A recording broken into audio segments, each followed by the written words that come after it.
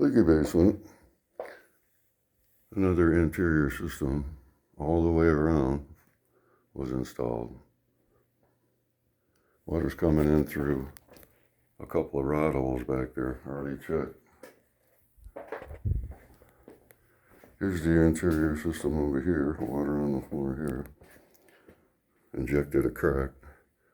There's your little stupid ass interior system, water diverting system. You people are getting screwed, you're getting lied to, whether you like me or not. You know, you're getting screwed, you're getting lied to, cheated. Interior system. Water coming in through the crack.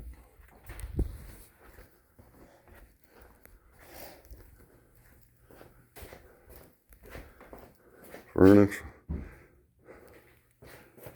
Water coming out from underneath the furnace.